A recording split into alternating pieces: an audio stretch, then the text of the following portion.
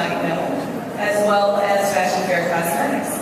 And she's going to tell you a little bit about how her family has fought for equality for so long. And so I work side by side with her each day, and we're still fighting for equality. We were delighted to do a recent feature on, we have a couples part to the magazine, and we're delighted to have two guys in the piece just recently. We got a lot of press around that, but she's going to tell you that we've been doing that since the beginning. And so you could not have chosen, I don't believe, a better recipient tonight. So with no further ado, Linda Johnson Rice, the chairwoman of Johnson Publishing.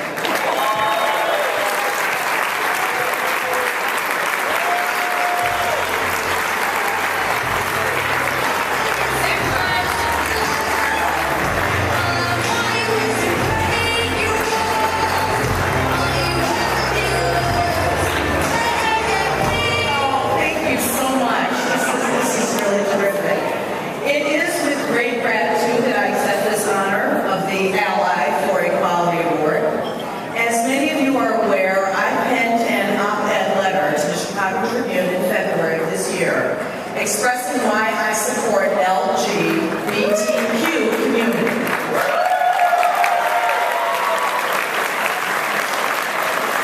To me, equality is something that should be afforded to everyone, regardless of your race, nationality, income, or sexual preference. Equality and the process of reaching equality have played a major role in my life. My father started Ebony and Jet magazine because the African American community did not have publications that addressed our culture, our struggles, and our lifestyles. In fact, in 1955, Jet magazine was the first publication to post photographs of Emmett Till's mutilated corpse after white men in Mississippi wrongfully murdered him during a summer visit with his family members. For those who don't know the story, Till was an African-American teenage boy who was murdered at the age of 14 after reportedly flirting with a white woman. This is just one story of injustice and inequality that was experienced during that time.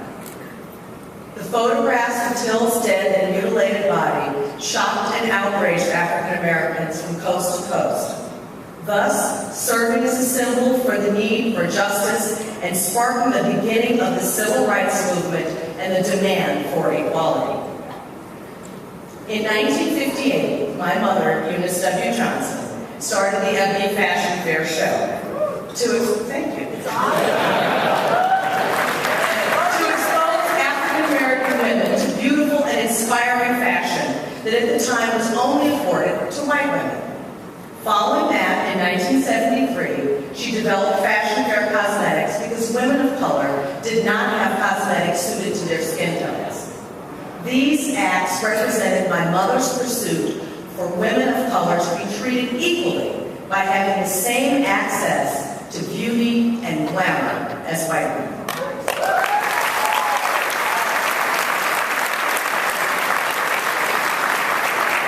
My mother and father instilled in me the very being of equality in thought, in action, and as a way of life.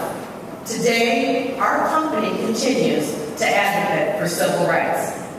This year, Jet magazine featured how Brittany Griner is making waves as she inked an unprecedented deal with Nike as the first openly gay athlete to serve as their spokesperson, and how Laverne Cox, the star of the new hit show Orange is the New Black, is paving the way for other transgender artists.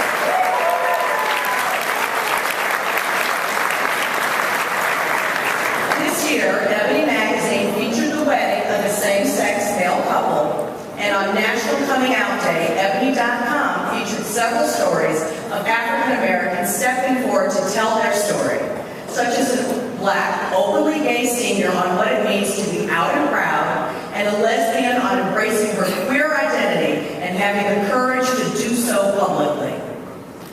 But this isn't something new we're doing.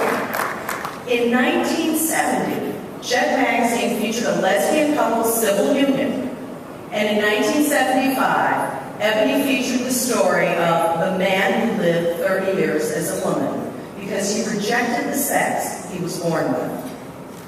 Johnson Publishing Company began as a company that served the needs of a community that was ignored at the time. Today, we continue to maintain that responsibility with our support for the LGBTQ community.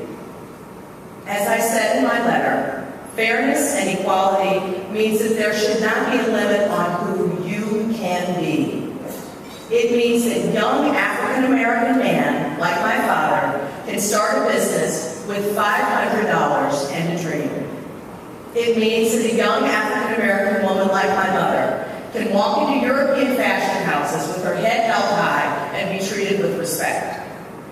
Even more, it means that African-American lesbian and gay couples should have access to the same hopes, dreams, and aspirations as the straight couple down the street.